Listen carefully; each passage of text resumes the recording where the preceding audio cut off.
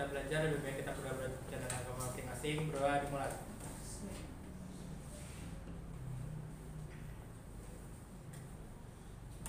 Berdoa selesai.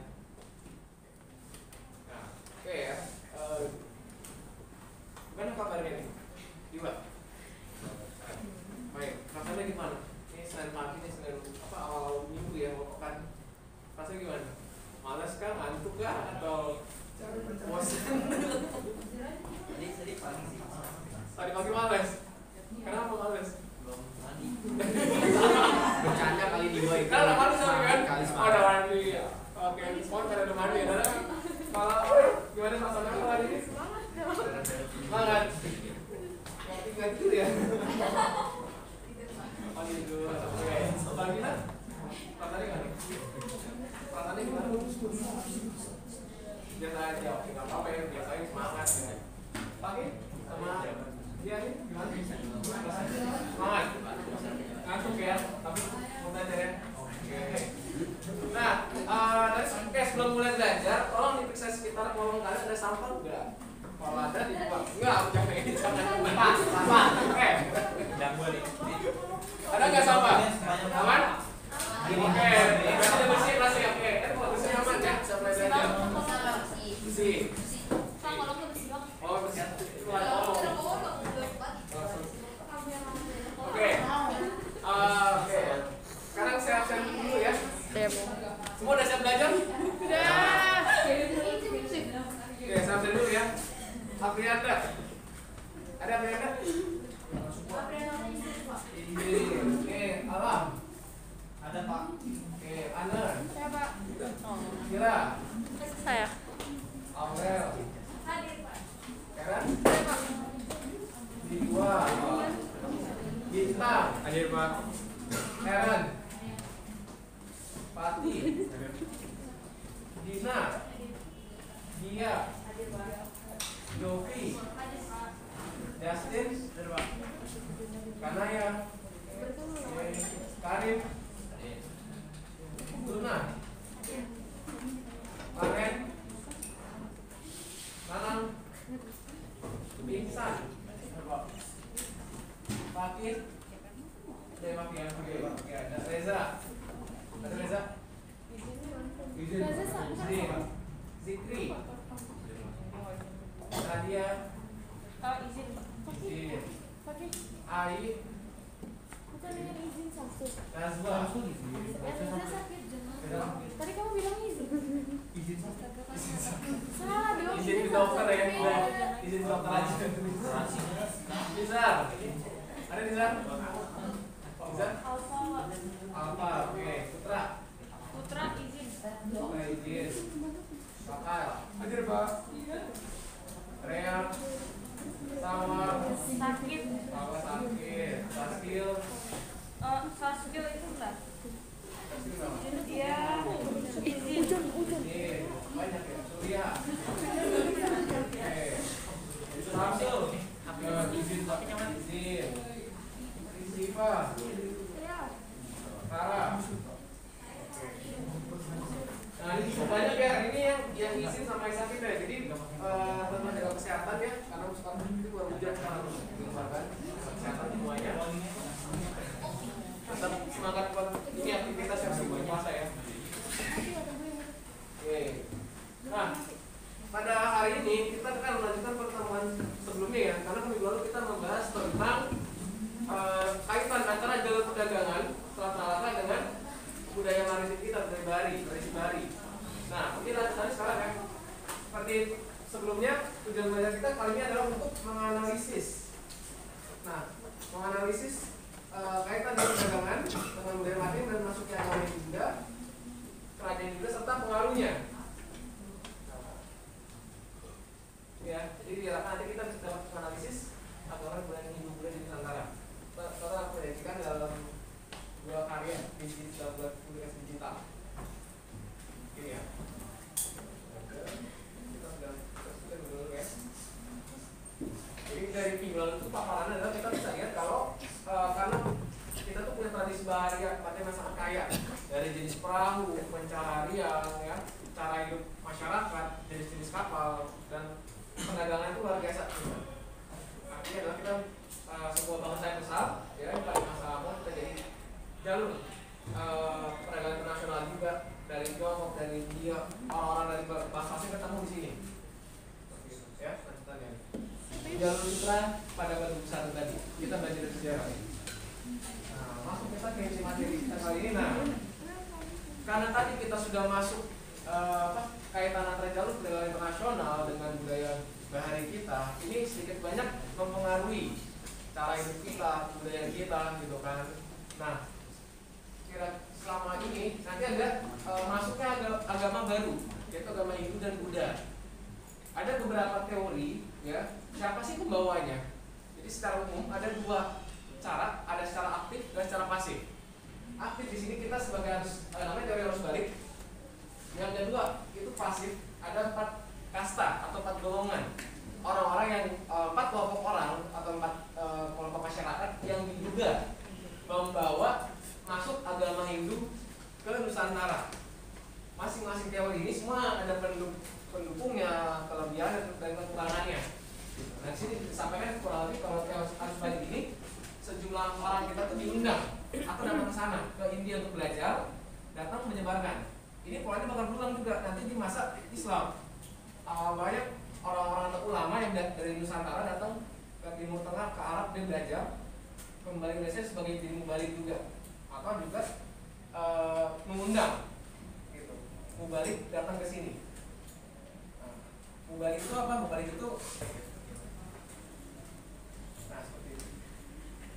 Nah, oke, jadi secara aktif dan secara pasif. Masing-masing teori ini punya tokoh pendukungnya, kalau kekurangannya serta alasannya kenapa ini yang dipilih, gitu.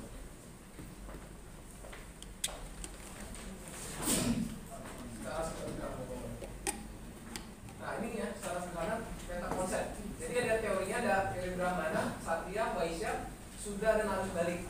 Brahmana itu kalau anggapnya untuk pendeta, ya. Kedua Satria, orang-orang sebagai prajurit atau bangsawan. Yang ketiga Vaishya, ini pedagang, ya, orang-orang punya keterampilan khusus. Yang keempat Sudra, orang-orang rakyat biasa lah. Tapi ini kan ada empat kasta ya. Ada satu kasta lagi tapi nggak disebutkan di sini. Namanya Paria. Paria itu orang buangan. Mungkin kalau yang nonton biotik ekskomunikasi kali ya. Paria itu maaf ya sih budak, kriminal, orang yang di luar sistem masyarakat. Jadi secara sederhana ada 4 kasta kelompok masyarakat ya. Zaman sekarang masih ada nggak kira-kira kasta ini?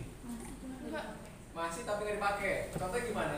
Di Bali gitu Pak. Di Bali? Di Bali. Kan Seperti apa? masih kayak kaum Brahmana Ksatria gitu rumahnya biasanya kayak rumah zaman Bali dulu gitu yang taman semua terus itu masih besar tanahnya. Cuman kalau kayak Waisya sampai sini itu ya udah kayak rumah di Jakarta aja. Biasa aja ya. Jadi ada perbedaan dari rumah tinggal mereka ya. Kalau kesana sama kan orang-orang kan? Kan biasa ya. Oke. Nah itu jadi status sosialnya mungkin berbeda ya. Oke. Ada lagi? Contoh yang lain mungkin? Kenapa? Oh beda. Pelaksanaan upacara kematiannya kenapa?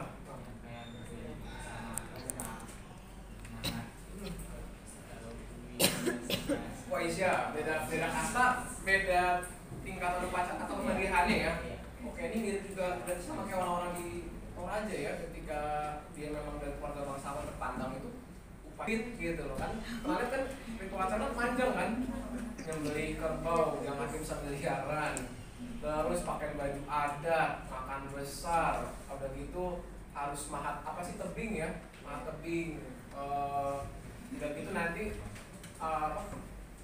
jasad leluhur itu kan pakai baju kan, baju yang mewah ya, sesuai kelompok bangsawan mereka gitu kan. Terus nanti setahun sekali itu diganti pakaiannya upacara lagi. Itu luar biasa banget itu. Luar biasa terkait budaya kita dan juga ekonomi lah. Bahkan ada yang bilang itu kerja untuk persiapan menjelang kematian mereka. Nah ini seperti ini. Nah berikutnya ada teori masuknya Hindu Buddha tadi ya. Ini ada beberapa harinya, ada Pandu dan anak mana. Di sini dan datang di atas undangan. Nah, teori sah-sah saja ya, bisa benar, bisa salah. Cuman yang jadi masalah adalah jangan sampai kita menyalahkan teori atau teori sama itu ini yang salah, nggak boleh gitu. Namanya teori seperti itu, pendapat ya, selama dia ada dasar ilmiahnya dan dapat dipertanggungjawabkan. Artinya ketika dia berteori itu tidak mau ngomong aja.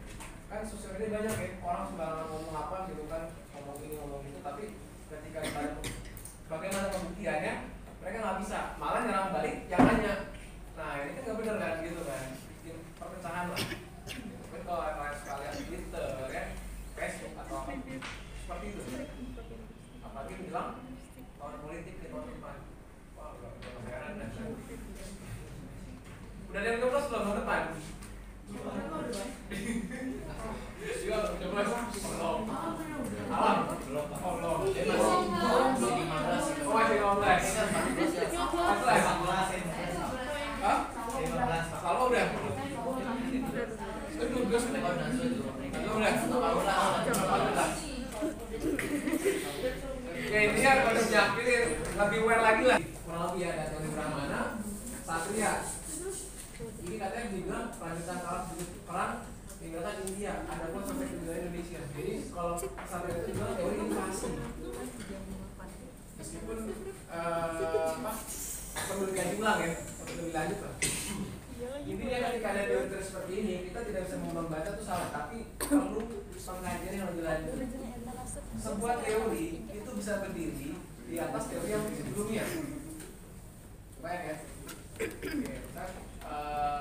Teori Darwin kan katakan evolusi manusia kan yang ada di sini segala macam, tapi dari situlah pijakan orang mencari argumentasi terhadap pelemahan Darwin sendiri gitu kan. Dan tadi mengatakan ada pelemahan di rantainya, missing namanya, missing dia.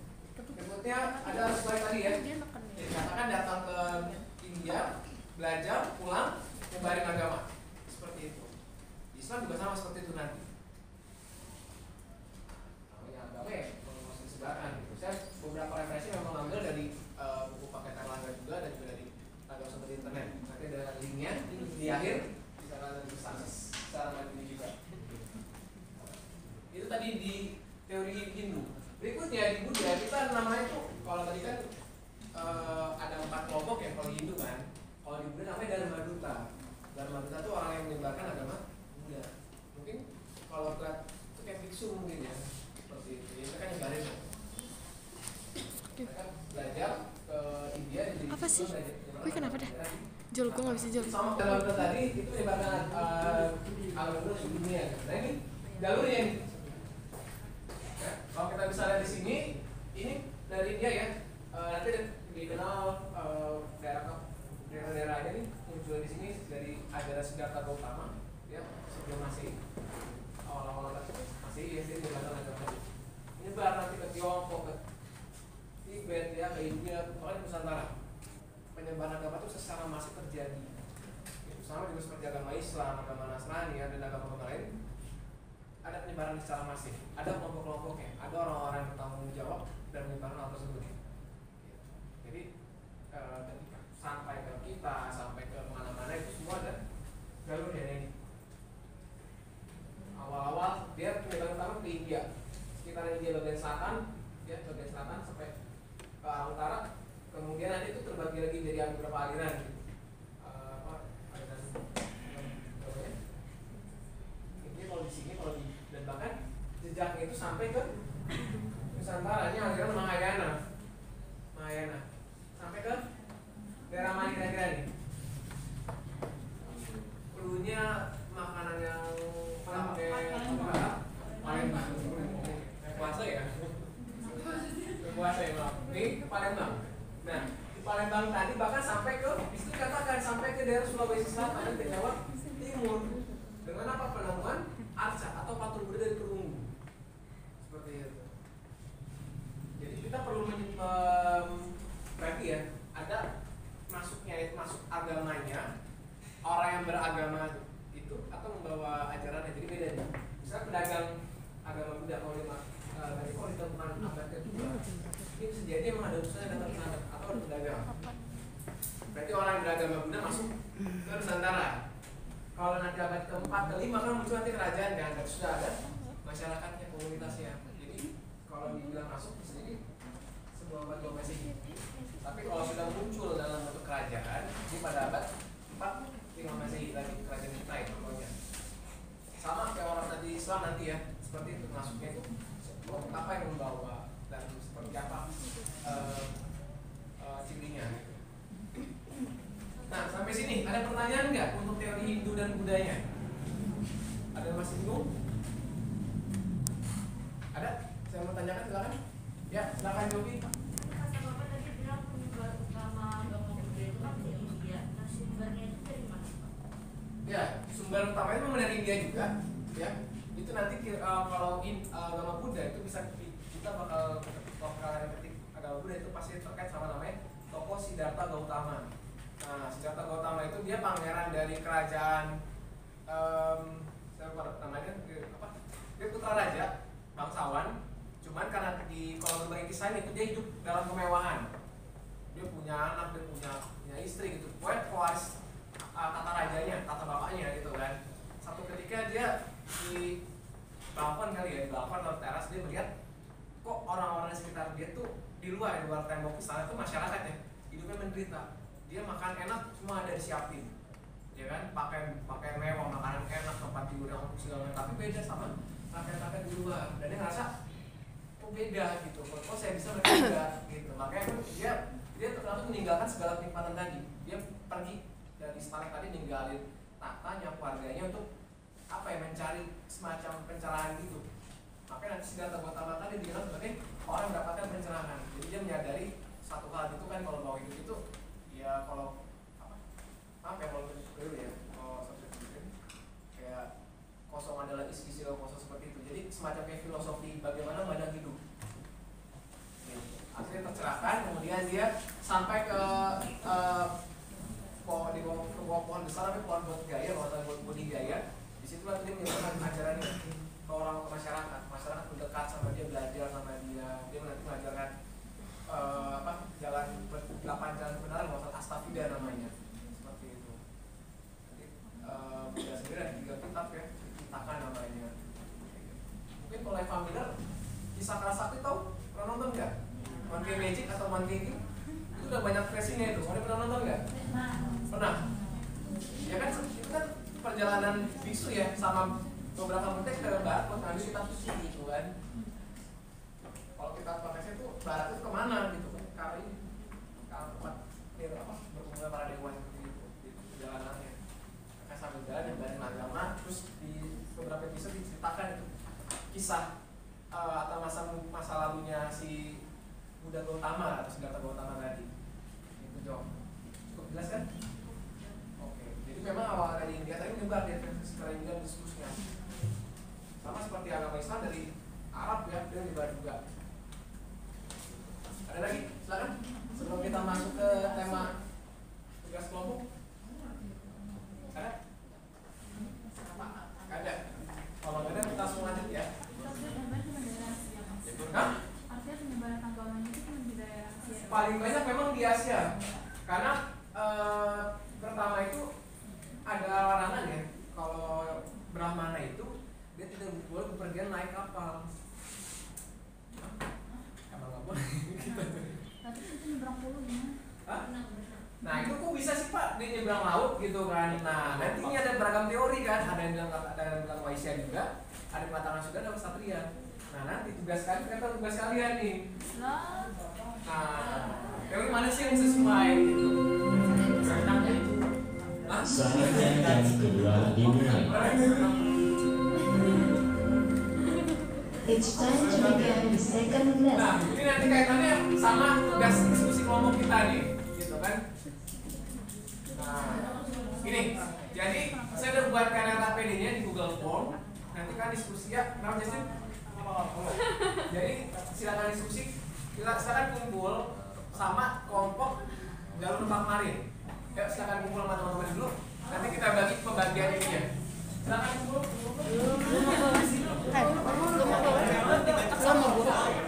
Sejarah. Oke, ini kelompok 1 ya. Ini kelompok 1 sebelah kanan. Kelompok 2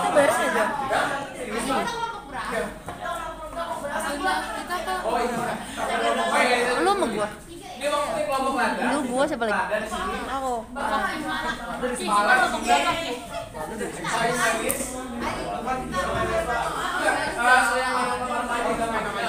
Kayu manis. Thank you. Belakangnya itu yang pasti kayu cendana. Empatnya itu cengkeh ya, cengkeh terakhir pala. Baris. Pala kayu manis ya. Sini. Silakan buku tadi. Ini kelompok kita. Pukul sebentar. Bapak, ini rekam terus. Rekam terus. Ayo. Ini kan sudah di sini. Sip. Mana kita sip? Kita sama Aurel tantangan share link Google Form ini. Usian kelompok kalian nih.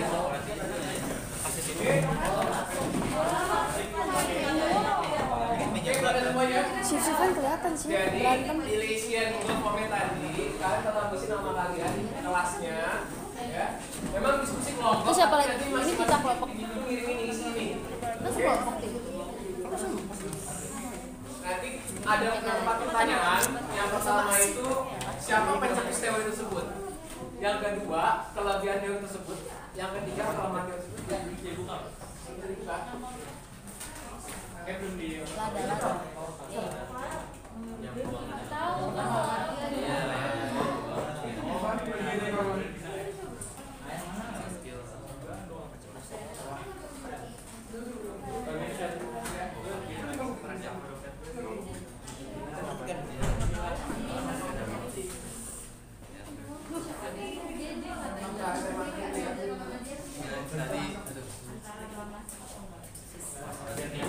Kalau bisa diakses yang bagaimana?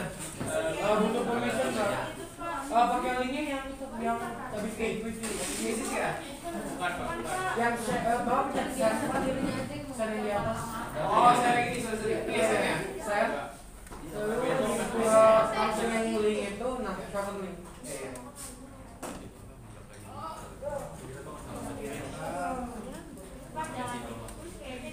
ya? Jangan dibikin quiz Pak. Jangan bikin quiz. Terus dari mana? Kayak survei saja. Coba saya kirim ke orang bintang juga. Kalau dibuka kayak gini kan unique information.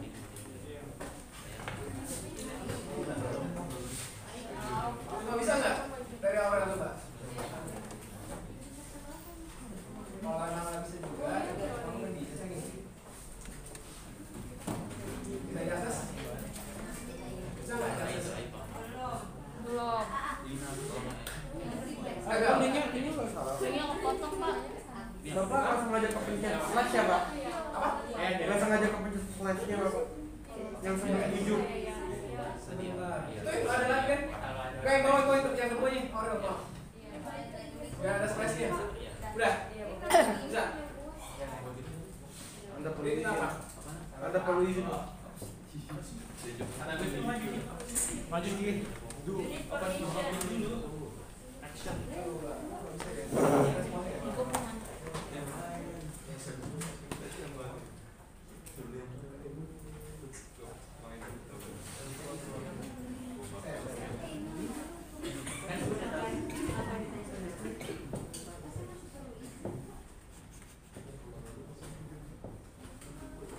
Hari ini yang saya kerja.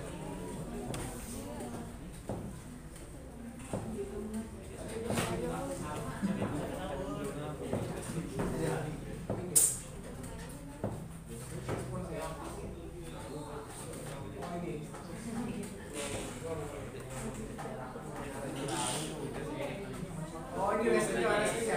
Oke coba lagi. Coba berarti bisa ya? Apa gimana?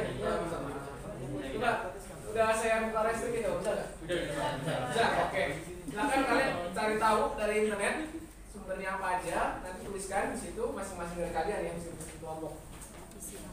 Oke. Resmi tadi ya. Nah, panduan dari saya ketika kalian mencari sumber dari internet ya, maka sekarang kan masif banget internet ya. Apa aja bisa ditemukan di internet. Saran saya adalah ketika kalian menemukan beberapa pendapat yang sedikit berbeda daripada yang kalian pikir, itu kan sebandingkan pendapat tadi. Satu. Yang kedua, kalau memang masih ragu juga, kan bisa konfirmasi atau nanya ke orang yang lebih dewasa dari kalian, kakak kalian atau guru kalian. Gitu. Jadi maksudnya gini, artinya jangan sampai kita dengan kelimpahan informasi tadi malah membuat kita jadi bingung. Gitu. Karena zaman sekarang ini sangat mudah, namanya itu misinformasi dan disinformasi. Misinformasi itu upaya sengaja penyesatan opini kita dari informasi yang disebarkan. Kalau misinformasi itu adalah kita dapat informasi yang keliru, ya, kayak gitu. Jadi harus berhati-hati banget. Makanya teori kan ada 5 teori ya. Nah, teorinya apa aja Pak? Kita main screen nama-namanya dulu ya. Nih. Oke, siap ya. Nah, ini pertama, yang pertama kelompok apa tadi kelompok kasih? Ada dulu ya. Kita lihat lada seperti apa nih? Ada dapat teori yang mana lada? Coba lihat. Satria. Oke, lada Satria. Oke ya. Oke, berikutnya kelompok apa? Kepala. Oke, kelompok kepala ya.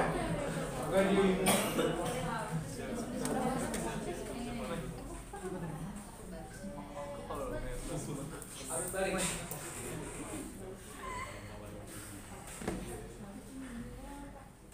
Berikutnya kelompoknya Samanis. Oke, dia apa di? Satria nggak diangkat. Oke, bukan apa ya? Jangan lupa kita hapus dulu. Belum dihapus, belum dihapus. Dihapus. Yes. Belum dihapus. Belum dihapus. Udah mau mediasi tadi. Lupa dihapus. Belum dihapus. Kenali.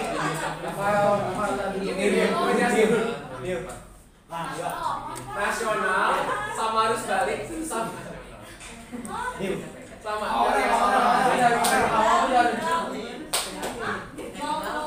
Oke, selanjutnya kelompoknya Surya ya? Bisa. Oke, kelompok kita dapat Brahmana. Itu kamu baris Pak ya? Kita budak sih. Berikutnya kelompoknya Fatini. Kalau ini Waisya berarti harusnya Pedagang atau rakyat jelata yang kelompoknya Fatini.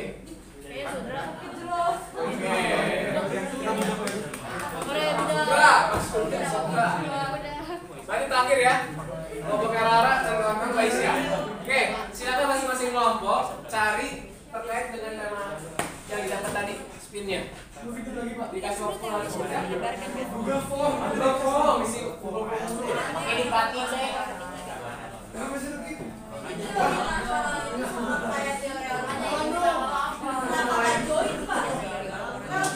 Nanti kelompoknya kurang. Kelompoknya kurang kan. Pengennya bisa sampai dari 5 atau ternyata. Oke, silakan cari diskusi dulu. Mau sambil diskusi atau langsung hubungi silakan. tuh kan dibilangin jadi kayak sudah tuh dijual terus masuk ke Indonesia. Dijual apa dia? Oke, silakan diskusi ya. Wah, waktu kurang lebih 10 menit ya. Dulunya nggak ada ya Pak? Di website yang Bapak kasih nggak ada penjelasan, nggak diomongin sama sekali ya sudah ya Pak? Nggak apa Pak? Kan biar diskusi. Pak Arya yang nggak saya masukin. Kalau Pak Arya benar terbuang, makanya nggak masuk di slide kan?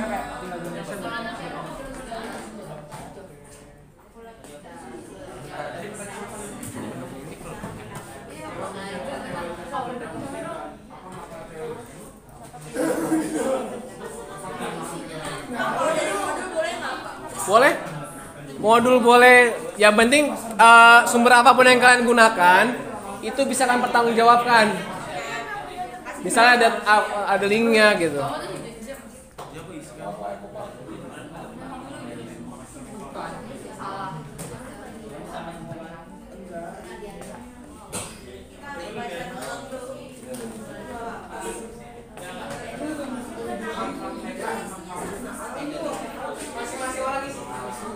Masing-masing orang isi ya, meskipun diskusinya kelompok, tapi ngisi link Google Form-nya sendiri-sendiri. Oke?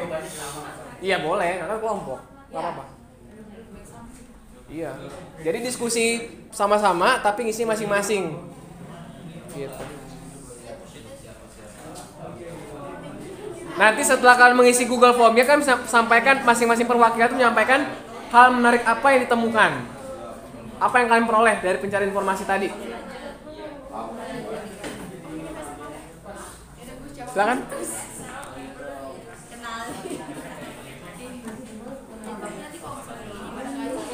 Ada kendala nggak? Ada kendala pokoknya dia kendalanya Pak. Iya. Kan banding ya. Jangan Pak. Nah, nggak banding. Nama gue siapa ya? Oh iya, nama gue Diva. Oh iya, nama gue Diva. Ingat nama gue Diva. Lupa namain diri. Enggak mau dia bikin proses kejelas. Tapi udah mati kan? Jadi kalau nggak mati juga nggak ketahuan. Tahuan tahu ya. Itu berapa ya Bang? Tapi kan nggak sahur. Sahur Pak. Oh sahur juga? Iya Pak, cuma sahur akan tidur lagi. Oh gitu. Silakan. Ada kendala lagi nggak?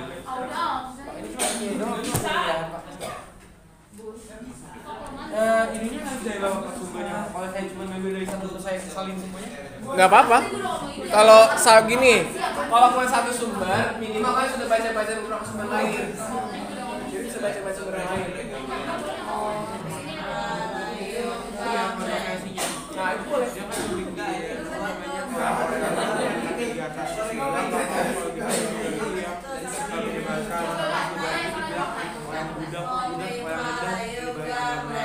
Itu kan kelemahan kan? Nah itu kelemahan bisa. Kelemahan atau kontroversi boleh, silakan.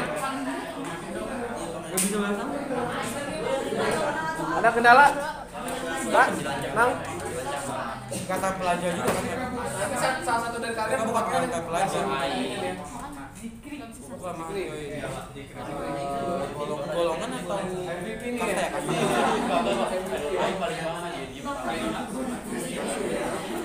Namanya tuh AI kan?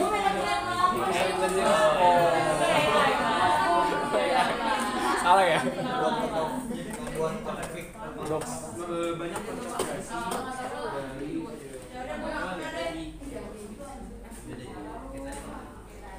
Mana San? Hah? Gak enak badan? Sakit? Makanya jaga kesehatan ya. Lagi ini puasa.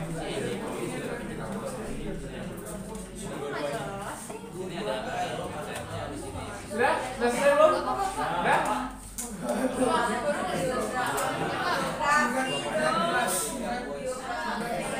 Berapa, Ra?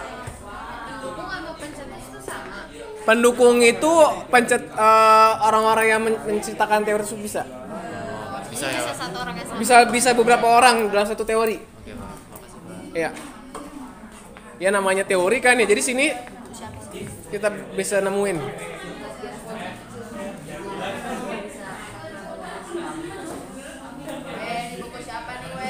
Ada kendala nggak Pati? Aman.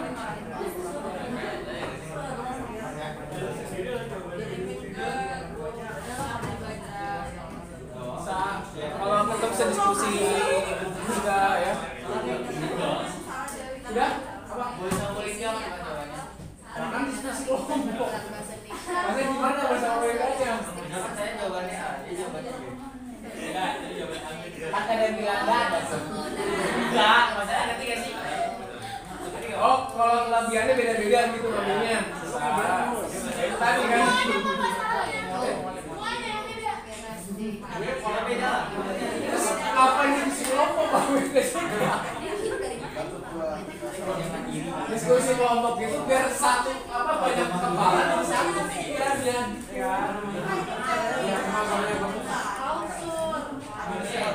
Beda Pak kalau nasional masih kalau saya itu. Oh namanya Nah, coba cari lagi. Namanya teori kan bisa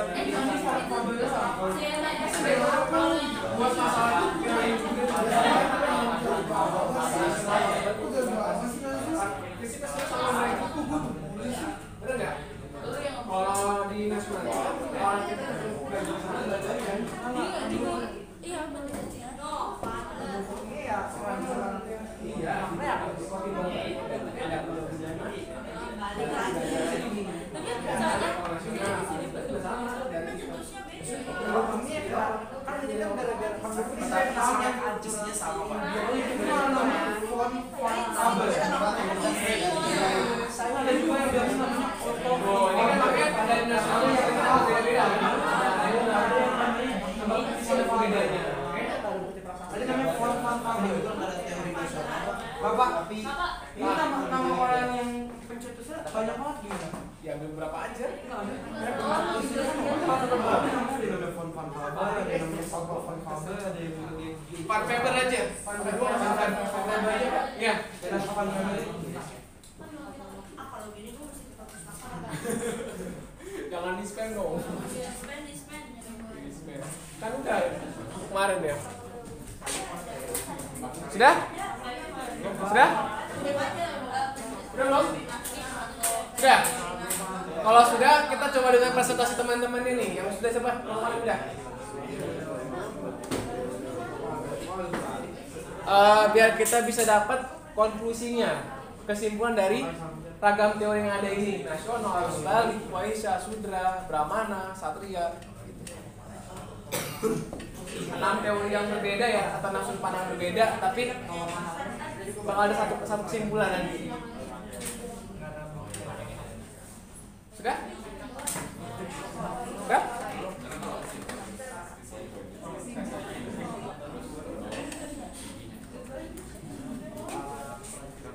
Woi, jangan lupa ya, karena kita bulan puasa waktunya nggak sepanjang hari biasa.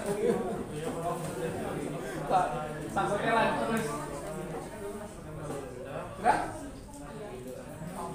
Oke, diskusi ya. Nanti hasil diskusi bisa kalian isi lagi di Google Document. Nah, siapa yang mau mulai menyampaikan hasil diskusi kelompoknya? Siapa? Paki. Paki bintang. Pertama sih Pak. Udah. Ada submit. Cek Pak kayaknya Pak. Cek yang submit, Pak. Enggak ada sih kayaknya. Submit ya. Oke, kayak minggu dapat banget lagi. Apa? Kayak banyak banget. Oh iya, ada yang respon ini ya. Oke, kita lihat dulu nih. Ada Surya Maurel. Oke, siapa yang mau jelasin? Saya kepencet tadi Pak. Apa pendukung kelebihan? Hah? Apa pendukung kelebihan? Pendukung ya? Surya Maurel nih, kan udah kelompok nih. Bapak saya mau lihat, Pak. Ya, apa? Mas. Apa namanya? Tahu Kalau gue udah jelasin, beda namanya dalam batusan ya. Nah, pertanyaan bagus sih, kenapa ada di Hindu doang tapi di Buddha nggak ada? Karena di Buddha tadi udah jelas siapa yang nyebarin. Karena besar namanya. Maju Pak. Oke. Siapa ya? Arel? Silakan. Arel mau jelasin? Temuan ini silakan. Oke, Arel mau jelasin penemuan Maurel dulu. Yang tadi temukan silakan orang siapa pencetusnya? Dina udah kayak ini udah. Ngomong ke teman-teman enggak? Oke, ini kita temuan yang Aurel ya terkait teori arus balik ya. Oke, arus balik. Jadi teori arus balik ini dicetuskan oleh Nicky Bush. Dalam teori ini dijelaskan bahwa Indonesia berperan aktif dalam penyebaran agama Hindu-Buddha di Indonesia. Nah, apa sih makna teori arus balik itu sendiri? Jadi, teori ini menyatakan bahwa masuknya pengaruh agama Hindu-Buddha di Indonesia karena peranan dan partisipasi aktif dan penduduk Nusantara dalam menyebarkan agama Hindu-Buddha. Nah, mereka juga aktif ikut mempelajari langsung ajaran agama Hindu-Buddha di negeri asalnya, yakni India. Setelah pulang ke Indonesia, mereka kemudian mempraktikkan dan menyebarkan budaya dan agama Hindu-Buddha kepada masyarakat lainnya. Nah, adapun kelemahan dari teori arus balik ini, yaitu orang Indonesia atau Nusantara pada saat itu masih bersifat pasif, sehingga kemungkinan untuk belajar agama Hindu-Buddha di India kurang akurat. Jadi walaupun dibilang kalau orang-orang Indonesia pergi ke India itu ada teorinya, cuman belum ada kayak benar-benar bukti sumber yang akurat. Nah, masih lemah lah ya.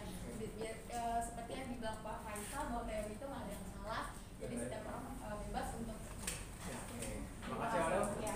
Bos. Oke, apa yang bisa menjelaskan tentang teori arus balik? Jelasin ya? Enggak, makasih Pak. Kemarin sama kelompoknya.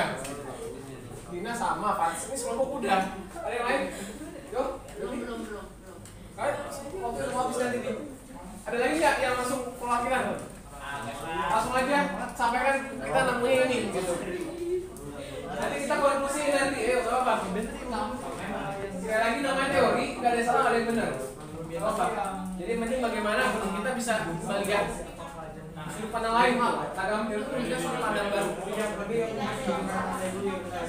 Nah, baik, Bintang. Oke, PJ saya nih silakan.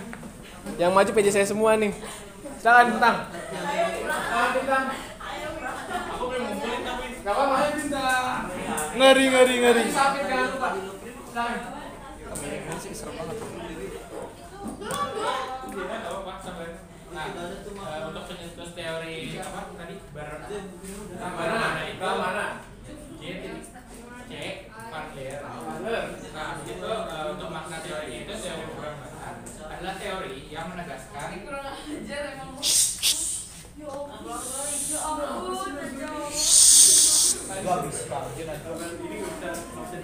menegaskan kembali tentang apa bahwa penyebaran agama Hindu ke Indonesia itu dibawakan oleh golongan Brahmana ya. Untuk pendukung teorinya itu sebagai pemimpin agama, kaum Brahmana adalah kaum yang paling mengerti mengenai ajaran agama Hindu. Dalam kata lain, golongan ini juga lah yang cocok untuk menyebarkan agama Hindu. Dan dari antara kaum Ksatria, Wanita, dan Sudra, Brahmana memiliki pengetahuan dan kemampuan terbaik untuk melakukan penyebaran agama. Untuk kelemahannya itu kayak apa? Dia itu dilarang buat apa namanya? Nyebrangin lautan gitu. Iya, sampai naik kapal ya. Itu aja. Jadi kelebihannya tadi kalau yang oke, sebelah Bintang. Ini sama yang Bintang tadi kelebihannya itu kelompok atau kasta yang paling sesuai untuk penyebaran agama, punya pengetahuan. Yang bikin kelemahannya adalah mereka nggak boleh naik nyebrangin lautan, nggak boleh naik kapal. Gitu ya. Ini bisa jadi ada kaitannya kenapa Brahmana itu nggak boleh nyebrang karena itu kasta tertinggi ya, gitu kan? Kasta istimewa seperti itu. Ada lagi? Kelompok yang lain? Apa? Pagi? Saya lupa ngirim ke grup jawaban saya. Oh ya udah. Bisa di nggak? Dia kirim jawaban lain. Tapi boleh nggak tolong kirim ke saya apa jawaban saya? Jadi salah satu. Saya kira jadi masih relax.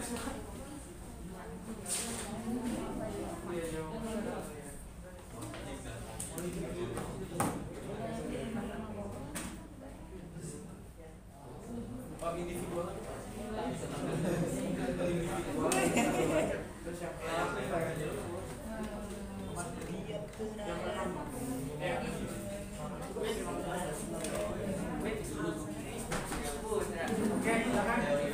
Oke, Pak menjelaskan tuh di situ apa? Gak apa-apa, bacain aja Pak gitu. Dibacain aja gak apa-apa. Oke. Jadi di mana? Jadi ini kami kelompok 3 dari mendapatkan tadi teori Sudra ya. Sudra. Oke. Teori Sudra itu yang pencetus pertamanya ada namanya itu ada banyak sebenarnya, tapi yang paling dikenal yang Van Faber. Nah, tapi ada yang bisa dipanggil juga namanya Von Van Faber atau Otto Van Faber. Nah, dia ini percaya kalau misalnya yang menyebarkan agama Hindu itu adalah kasta Sudra. Maknanya itu adalah kenapa dia percaya, karena pada zaman dahulu perbudakan masih banyak dan budak-budak dari India yang kastanya itu masih tergolong kasta Sudra itu ada yang bisa dibilang antara dia pelarian atau dibawa ke Nusantara, yang dimana masuk ke pendukungnya kalau misalnya para kasta Sudra itu dia ingin datang ke Nusantara, niat awalnya bukan untuk menyebarkan, tapi dia hanya ingin mendapatkan kehidupan yang layak daripada di India yang menjadi budak doang. Jadi dia ke Indonesia, tapi tanpa sengaja dia menyebarkan agama Hindunya. Kayak misalkan kalau di teori Islam kan juga dia nggak sengaja nyebarin karena perdagangan. Nah sama, dia cuma pengen hidup tenang tapi malah nggak sengaja menyebar. Iya, pas di Indonesia itu masih percaya dinamisme dan animisme pas zaman itu. Nah setelah kesebar baru deh ada kontroversi dan kekurangannya yang dimana banyak dari kasta lain kayak dari kasta Brahmana, kasta Ksatria dan Waisya itu tidak setuju karena mereka itu kasta paling rendah. Jadi mereka itu orangnya tidak terpelajar dan tidak bisa bahkan bahasa Palawa, bahasa Sanskerta, baca tulis mereka nggak tahu. Jadi bagaimana bisa orang kayak gitu bisa menyebarkan agama? Jadi dari kasta-kastanya juga tidak setuju kalau misalnya kasta Sudra yang memberi, tapi teorinya juga dihitung sangat lemah karena memang SDM yang rendah dari orang-orang suku sih, kasta sudra itu sendiri. Oke, makasih Pak. Ada lagi nggak nih? Sebelum saya konklusi nih, 3 lagi nih. Lagi nggak? Oke, Jovi. Foto-foto itu foto ya. Di mana? Sebentar Pak, maaf. Ini ya salah dong. Teman-teman, jadi di sini. Oke, dengerin ya Jovi ya. Teman-teman, jadi di sini aku bakal menjelaskan tentang teori nasional. Nah, teori nasional itu merupakan teori dari Hindu ya, penyebaran agama Hindu yang dia itu sifatnya tuh aktif. Yang dimaksud sifat aktif ini tuh jadi bukan kayak orang Indonesia didatengin terus habis itu ya udah ngikut aja gitu orang Indonesianya, tetapi menjelaskan bahwa proses perkembangan agama Hindu itu di Indonesia dengan peran aktif dari orang-orang Indonesia juga, jadi kayak terjadi interaksi aktif antara orang Indonesia dengan orang India yang sebagai sumber utama penyebarnya.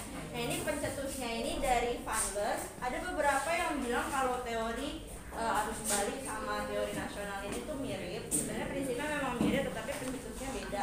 Dari beberapa riset yang saya dan kelompok saya cari tahu, jadi arus balik itu dari Bosch, sementara pencetusnya itu nasional, itu pencetus nasional itu dari Van Bers. Nah, tapi makna dari teori ini itu adalah fakta sudah lama terjalin hubungan pelayaran dan perdagangan antara India dengan kerajaan-kerajaan di Indonesia.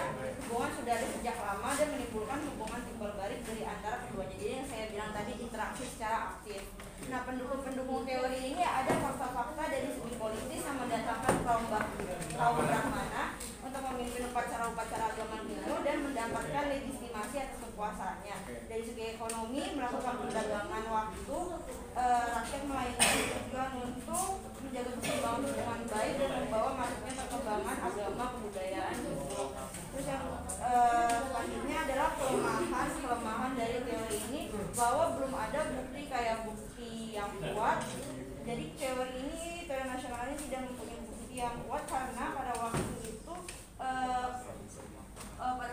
hipotesisnya itu tidak terbukti bahwa kerajaan di Indonesia itu bercorak Hindu di pesisir pantai, tetapi melainkan bahwa di pedalaman itu. Harusnya kan kalau misalkan dia datang gitu, itu kan pakai kapal kan, dia pasti berarti dia ketemunya kan pasti di pesisir pantai gitu. Tapi gue ini malah ketemunya di pedalaman gitu, jadi terjadi kontroversial gitu loh. Oke,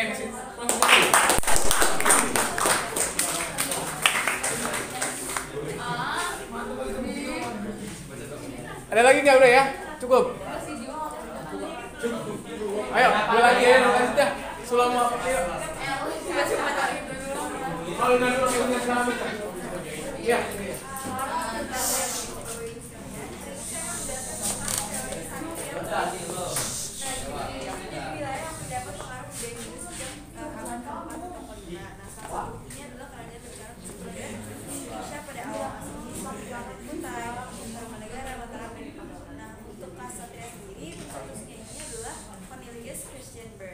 Nah, makna dari teori ini adalah kalau teori ksatria itu menyebutkan bahwa ajaran Hindu dan Buddha masuk ke Indonesia dibawa oleh kaum ksatria, di mana di dalam agama Hindu ini ksatria merupakan kasta kedua kedudukannya di bawah kasta Brahmana. Menurut para ahli, persebaran Hindu di Indonesia ini terjadi akibat pengolokan politik yang terjadi di India yang menyebabkan akhirnya begini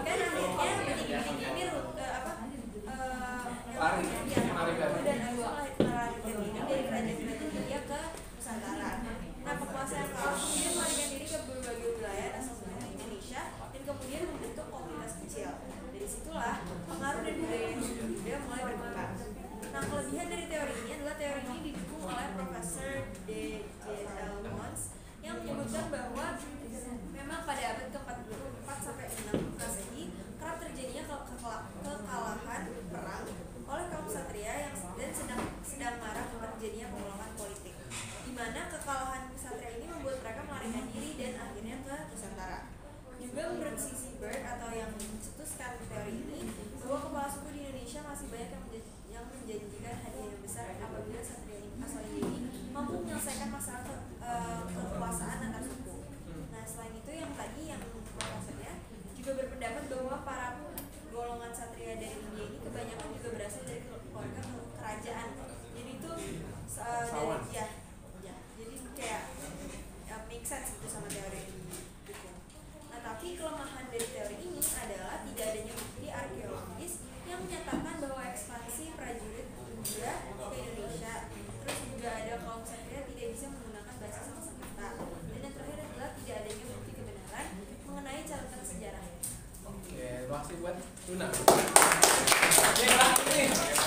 Maaf.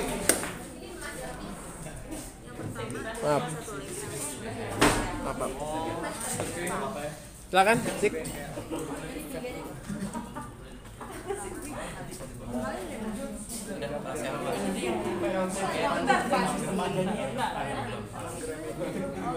Silakan. Jadi kami membahas tentang mendapatkan bagian yaitu teori Waisya. Ya, teori Waisya itu adalah dicetus oleh Profesor Dr. N.J. Fromm. Ya, di sini teori ini didukung dari kedatangan para pedagang dari India untuk melakukan perdagangan. Jadi ada hubungan sama jalur perdagangan di dunia karena ada hubungan dagang juga antara India sama Nusantara, sehingga para pedagang dari India tuh bisa masuk ke Nusantara. Jadi selain melakukan perdagangan juga mereka tuh bermukim di daerah Nusantara dan akhirnya menikah dengan penduduk tempat ini disebabkan melalui selain dia perdagangan, pernikahan juga selain dengan perdagangan. Kemudian kelemahan dari teori Waisya ini karena dituliskan dalam bahasa Sanskerta yang dimana itu hanya bisa dipelajari oleh kasta Brahmana. Jadi sehingga tuh teori Waisya itu kurang tepat karena kan jadi nggak sesuai ya. Jadi kan yang bisa Baca tulis sama dia Brahmana, tapi di sini kita kan masih nggak sesuai. Udah sih. Oke, makasih.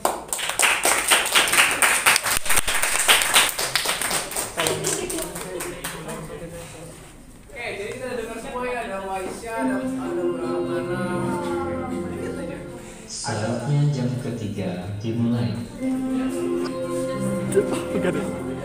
Jadi ada teori ya, 6 sudut pandang.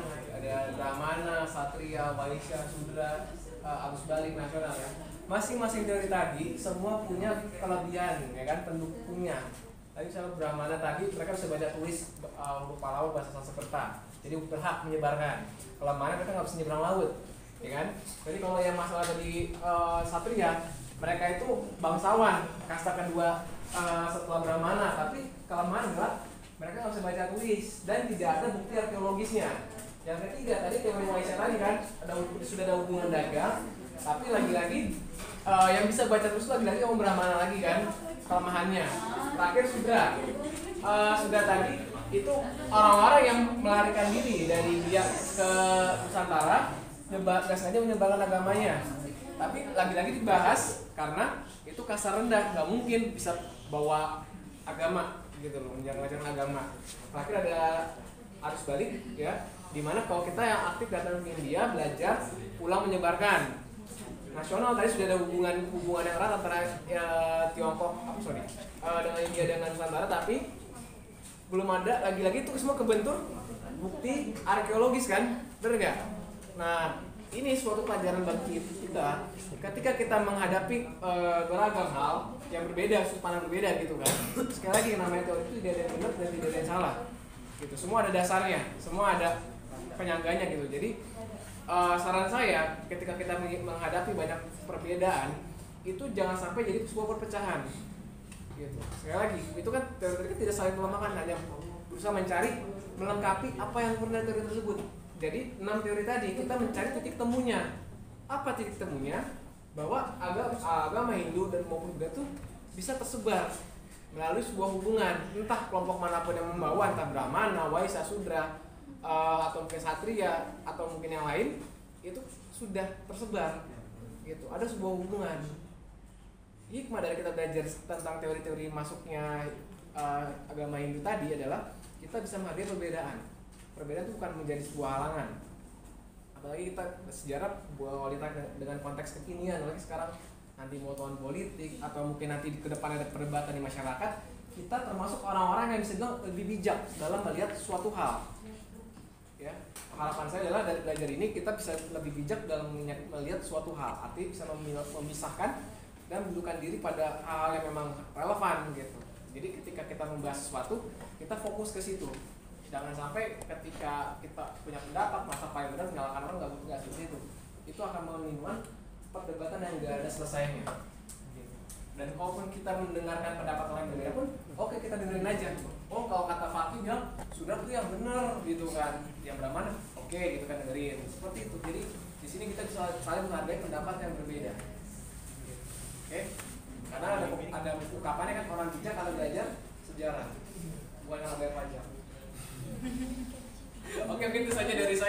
kurang lebihnya mohon maaf. Nanti silakan yang belum diposting di